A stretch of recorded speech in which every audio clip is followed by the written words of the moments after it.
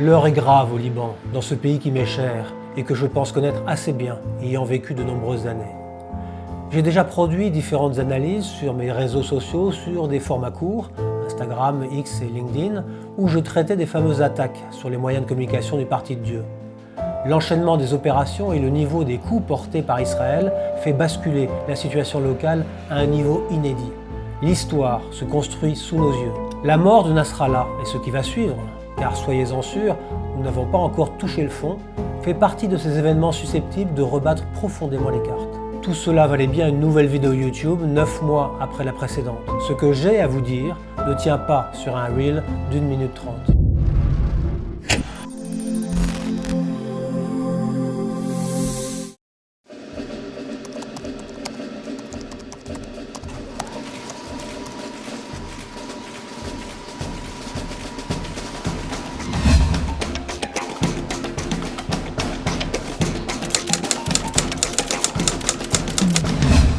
Je profite de l'occasion pour informer mes abonnés que le 23 octobre prochain sera publié mon premier roman d'espionnage chez Flammarion. Avec ce roman, le Walk-in, je vous plonge justement au Liban lors de la guerre civile syrienne, au cœur du poste de la DGSE à Beyrouth. Mais revenons au sujet du jour. Après les attaques aux beepers et aux talkie-walkie piégés, j'ai parlé de coups de maître de la part des services israéliens.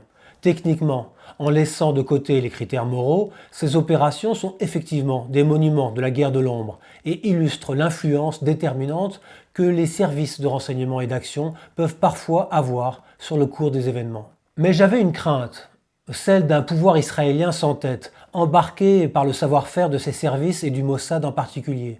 Le coup des beepers piégés qui équipaient les cadres du parti, toute la colonne vertébrale du Hezbollah, était tellement sidérant que Tel Aviv s'était peut-être lancé dans l'aventure en se saisissant d'une opportunité opérationnelle qui pouvait rapidement se refermer. Une opération sans lendemain en quelque sorte, sans vision stratégique, dangereuse pour l'équilibre de la région et sans gain majeur obtenu. Les jours qui ont suivi ont dessiné une tendance radicalement différente. Il ne s'agit pas d'un coup de chance d'un point de vue israélien, mais d'une campagne massive qui s'appuie sur un noyautage en règle de tout l'appareil sécuritaire du Hezbollah grâce à une profonde infiltration du mouvement libanais. Nous assistons donc à une nouvelle prouesse du renseignement israélien.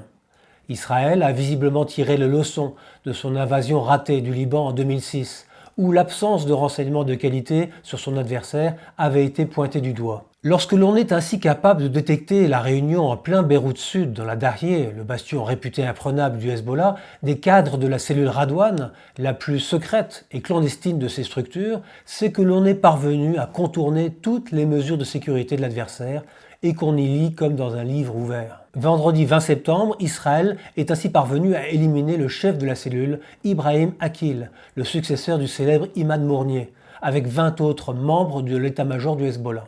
Akil était personnellement impliqué dans la terrible double attaque terroriste de 1983 à Beyrouth contre les Marines américains, 241 morts, et les parachutistes français du poste Drakkar, 58 morts, ensevelis dans les débris de leur immeuble. Je ne me réjouis jamais de la mort d'aucun de mes semblables, mais je ne vais pas pleurer la mort de celui-là.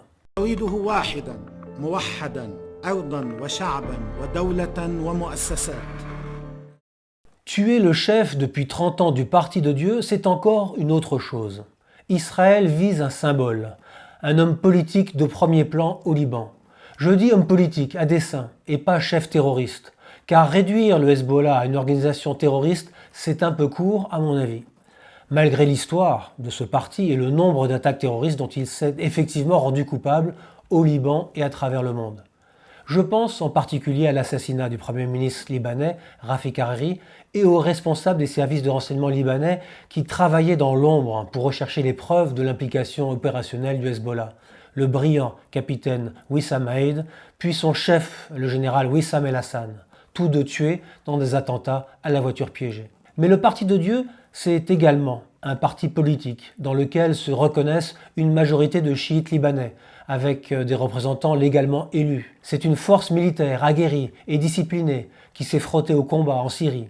Et Hassan Nasrallah était une figure réfléchie, me semble-t-il. Un homme souvent raisonnable qui savait aussi retenir ses coups. Le Hezbollah pouvait prendre le pouvoir par la force au Liban. L'armée libanaise aurait été incapable de s'y opposer. Mais il a choisi de s'en abstenir pour éviter de faire replonger le pays dans la guerre civile. Depuis l'attaque du Hamas, là encore, en se contentant de tirer quelques roquettes, le Hezbollah visait la mesure, en prenant soin de ne pas déclencher les hostilités pour de bon avec Israël. Alors maintenant, que va-t-il se passer ? Vu l'état de noyautage du parti et de son organisation militaire, obtenue par ses services de renseignement, Israël ne va certainement pas s'arrêter là. La puissance de ses moyens techniques et un maillage impressionnant en sources humaines recrutées, à n'en pas douter, au sein même des structures clandestines du Hezbollah, lui donnent un avantage prépondérant. Tsahal va envahir le Liban, très vraisemblablement, au moins jusqu'au sud du Litanie, pour nettoyer le terrain plus efficacement, tout en évitant de s'enliser. Mais si Tsahal n'a pas l'intention de rester, quel effet du coup à moyen terme ? Israël va sans doute chercher dans les semaines à venir à se retrouver des alliés au Liban, à recréer, pourquoi pas, une milice supplétive amie, comme celle du commandant Haddad lors de la guerre civile libanaise, pour tenter de tenir cette zone frontalière et éviter les tirs de roquettes. Est-ce que le Hezbollah a de son côté les moyens de porter des coups appuyés contre Tsahal ? C'est possible. Le Hezbollah de 2024 dispose de plus d'expérience au combat et de plus de moyens militaires que lors de la guerre de 2006. Mais cela ne se fera en tout cas pas grâce à ces roquettes, si imprécises. La technologie iranienne n'impressionne décidément pas en manquant systématiquement ses cibles en Israël ou en Ukraine lorsqu'elle est utilisée par les Russes. Le Hezbollah pourra marquer des points dans des combats au corps à corps sur son territoire, sur un terrain préparé depuis des années. Le parti pourra également renouer avec le terrorisme en frappant des cibles israéliennes dites molles à travers le monde, les ambassades, les avions, les touristes, ce qui ne fera qu'alimenter le cycle des violences. Je vois hélas beaucoup de souffrances à venir pour les Libanais. Mais la guerre peut aussi ne pas s'éterniser.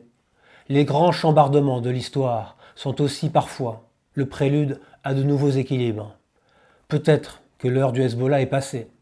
Il serait temps que l'armée libanaise, garante de l'unité nationale, puisse reprendre le contrôle de l'ensemble du pays et du Sud en particulier. Ce ne sera pas simple, voire impossible, tant l'armée est tenue par le Hezbollah. Celui-ci, aujourd'hui impuissant et sonné face à Israël, dispose encore de nombreux leviers pour maintenir son influence au Liban.